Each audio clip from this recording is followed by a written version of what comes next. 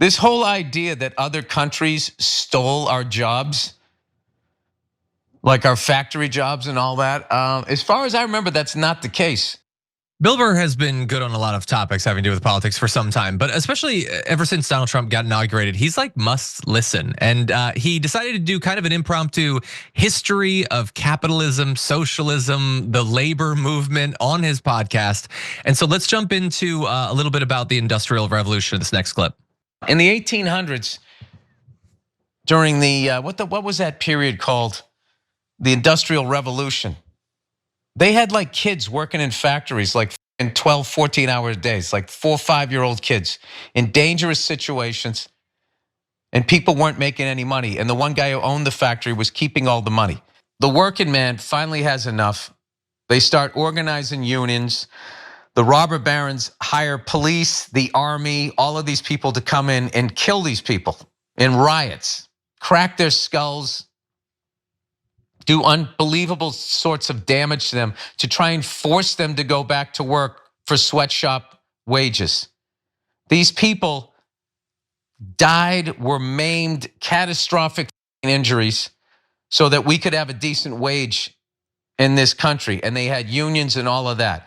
All of what he's saying there is true, and we'll have more from him. And it is such a massive, I don't know, shame, feels like kind of a crime that after all that was done over the course of decades and decades to achieve all these amazing wins and to give us, the life that we have right now, most people have now been propagandized too for a couple decades, and they despise unions.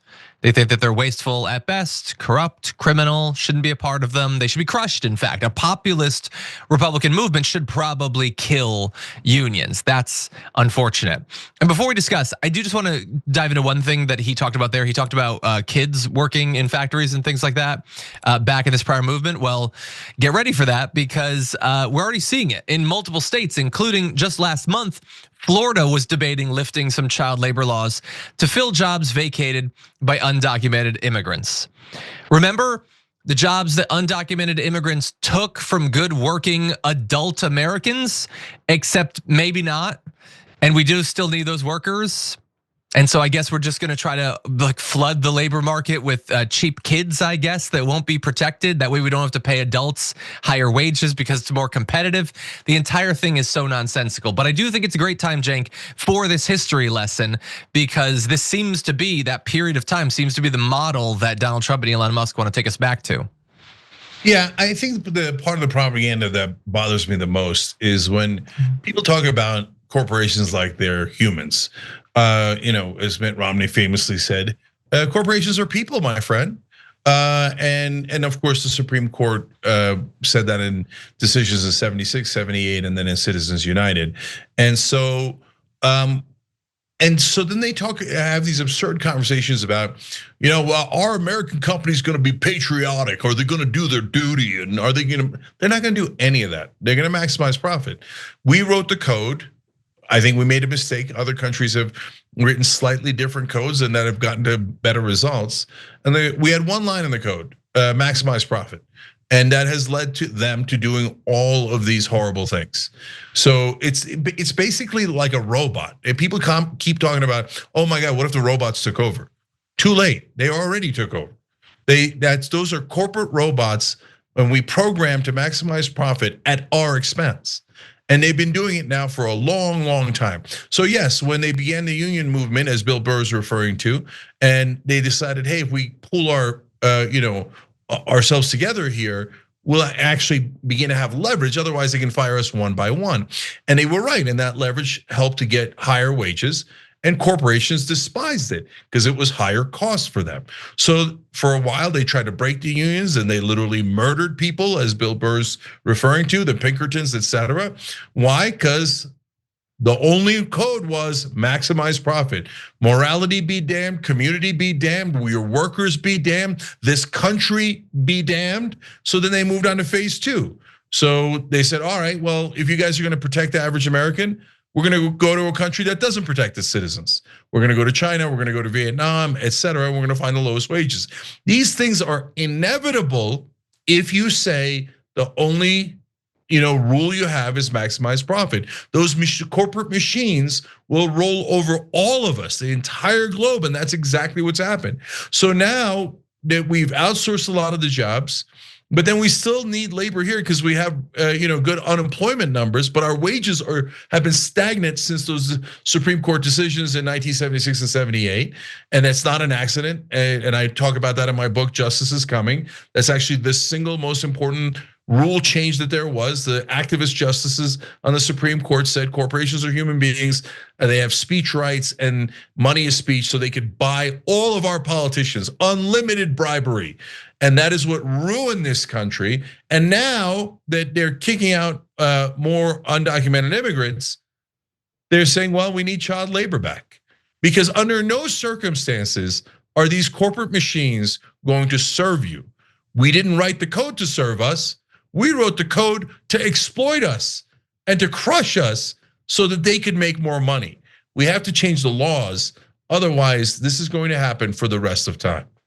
Yeah, we always have to look at levers of power and counterpower and ways to establish leverage over forces that are disenfranchising and exploiting so many people. As we're looking at the insanity of these tariffs and the kind of volatility it's presenting to so many people's lives, including people's 401ks, it's a reminder of an era that Trump worships, that he discusses now. He didn't discuss it as much back in the 2016 days, but he did talk about tariffs, which is the Gilded Age, right? And so, sometimes I'm doing nice, fun things in the evening to kind of lift my spirits, but sometimes I'm doing things like watching documentaries about the Gilded Age. Don't ask me why, but that's me, a glutton.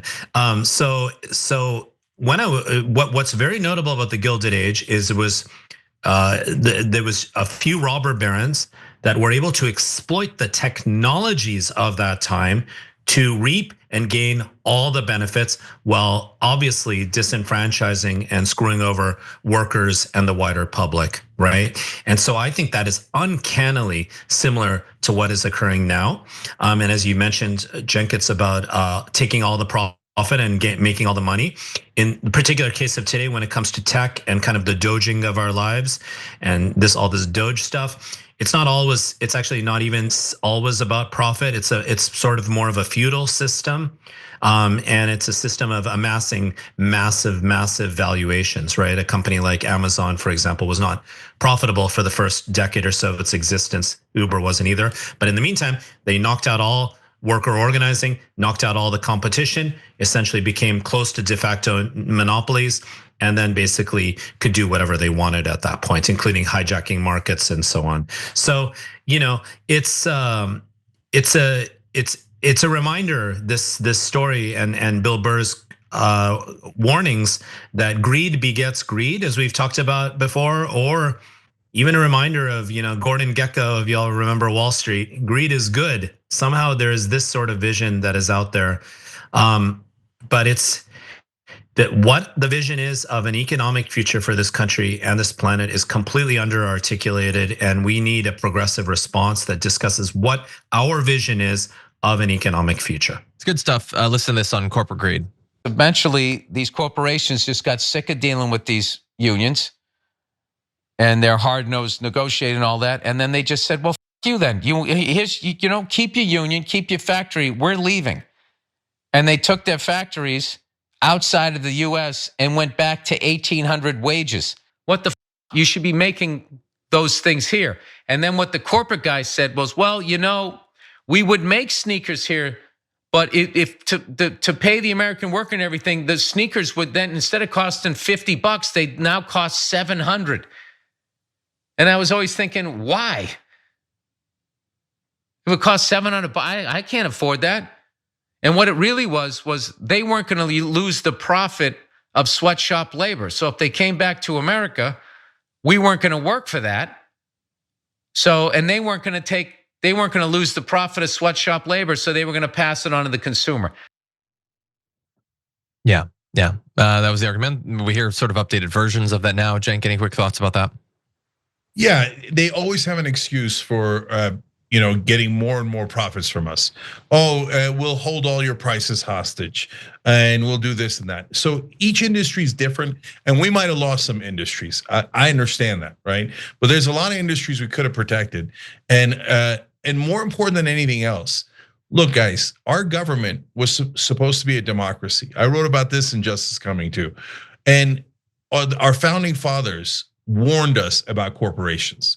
They partly did the American Revolution against the British East India Company. The Tea Party, where they threw the tea overboard, was against that corporation, not against the British Empire, okay? And they heavily, heavily warned, and I've got some of the quotes in the book, do not let corporations take over. And we didn't listen. And slowly they took over, and now we're at a point where they threaten us every once in a while. If you don't listen to us, you'll have to pay $700 for your sneakers. Okay, and you know what? We're gonna use your children. We're gonna put them, and you know that law in Florida, that isn't just like, having a summer job at Burger King. No, it's to let kids work the overnight shift during school days.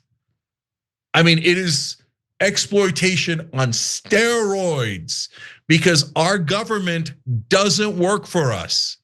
That's what populism is, saying get the government to work for the people again, turn it back into a democracy and not have it serve the donor class and corporate rule.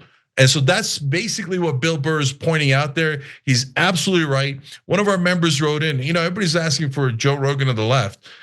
I mean, Bill Burr is amazing. And it isn't about left or right. It's common sense and it's fighting for the average guy. I mean, my last point to you guys is do not let corporate media brainwash you into believing any of this corporate propaganda. They do not have to rule us. And we don't have to pay their ransom. We can actually take our government back and reset it to serve us rather than them. Every time you ring the bell below, an angel gets his wings. Totally not true, but it does keep you updated on our live shows.